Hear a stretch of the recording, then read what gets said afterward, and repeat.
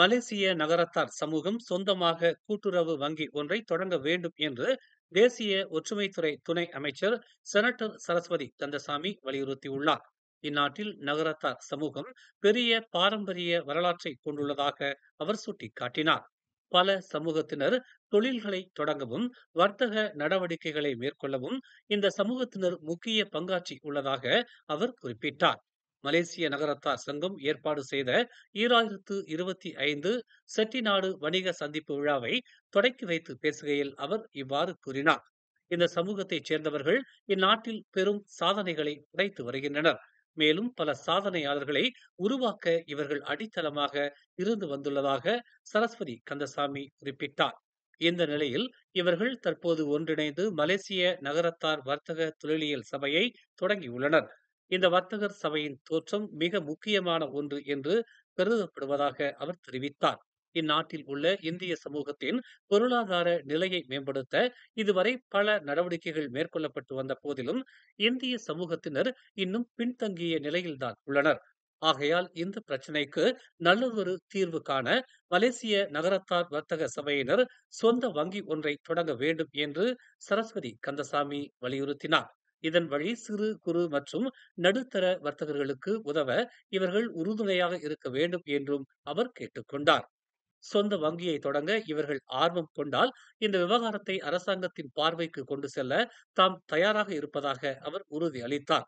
இந்நிகழ்ச்சியில் சபையின் தலைவர் டத்தோ ராமநாதன், மலேசியாவுக்கான இந்திய தூதர் BN ரெட்டி உட்பட பலர் கலந்து கொண்டனர்.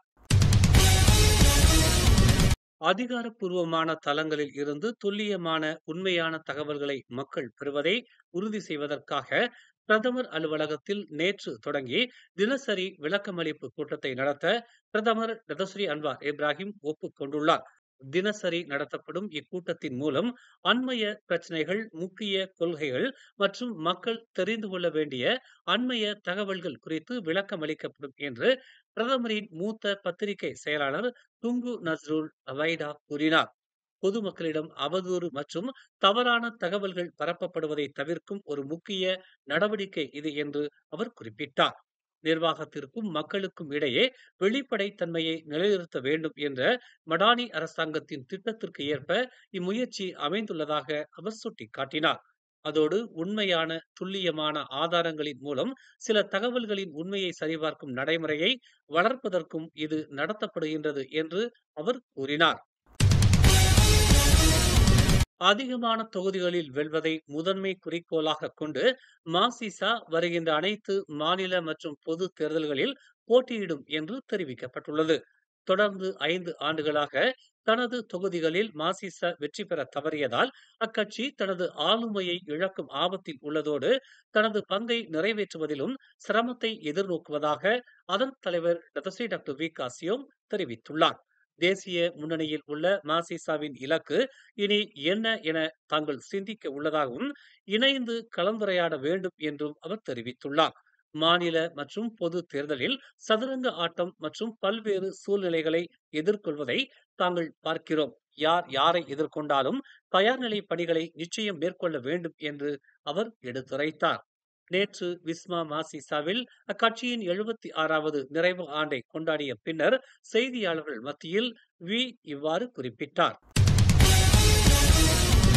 இணைய பாதுகாப்பு குறித்த விழிப்புணர்வை அதிகரிக்கும் பொருட்டு மலேசிய தொடர்பு மற்றும் பல்லூடக ஆணையமான MCMC அது தொடர்பான பாதுகாப்பு பயிற்சியை நாடு தழுவிய அளவில் விரிவுபடுத்தும் என்று தெரிவிக்கப்பட்டுள்ளது.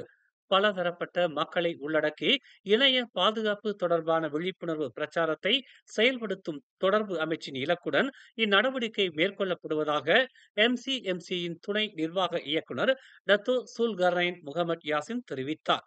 மாணவர் பிரதிநிதித்துவ குழுக்களுடன் இணைந்து உயர்கல்வி கூடங்களிலும் பள்ளிகளிலும் ஒருங்கிணைந்து இளைஞர்கள், பல்கலைக்கழக மாணவர்களுக்கும் இத்திட்டம் விரிவுபடுத்தப்பட்டுள்ளதாக டத்தோ சுல்கர்னைன் கூறினார். நேற்று கில்லான் அருகில் உள்ள ஜிலான் ராயா பாராட்டில் உள்ள ஒரு அடுக்குமாடி குடியிருப்பில் குளித்துக் கொண்டிருந்த போது ஒரு சிறுவனின் உடலின் ஒரு பகுதி மண்ஜாடிக்குள் சிக்கிக் கொண்ட சம்பவம் பெரும் அச்சத்தை ஏற்படுத்தியது.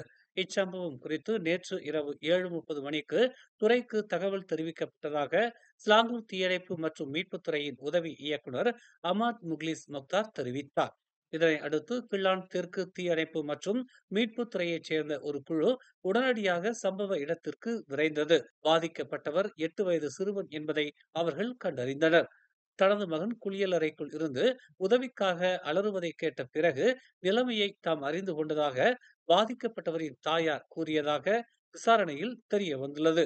மண் ஜாடியிலிருந்து குழந்தையை வெளியே எடுக்க குழு சுமார் 7 நிமிடங்கள் எடுத்துக்கொண்டதாக அவர் கூறினார். தீயணைப்பு மற்றும் மீட்பு பணியாளர்களால் வெற்றிகரமாக மீட்கப்பட்ட சிறுவன் பின்னர் குடும்பத்தினரிடம் ஒப்படைக்கப்பட்டார். சிறுவனுக்கு எந்தவித காயமும் ஏற்படவில்லை என்று முக்லிஸ் முக்தார் தெரிவித்தார். 2024ஆம் ஆண்டுக்கான வழக்கமான மற்றும் ஷரியா சந்தாதாரர்களுக்கு ஊழியர் சேமநிதி வாரியமான இபிஎஃப் மிக உயர்வாக 6.3 விழுக்காடு லாப ஈவை அறிவித்துள்ளது. இதற்காக இவ்விரு வகையான சந்தாதாரர்களுக்கும் மொத்தம் 7,324 கோடி வெள்ளி லாப ஈவு பகிர்ந்தளிக்கப்பட உள்ளது. கடந்த 3 ஆண்டுகளில் அறிவிக்கப்பட்டிருந்த லாப ஈவை காட்டிலும் இந்த 6.3 விழுக்காடு மிக உயர்வானதாக இருக்கிறது என்று தெரிவிக்கப்பட்டுள்ளது. மேலும் செய்திகளை தெரிந்து கொள்ள தமிழ் மலர் நாளிதழை பாருங்கள்.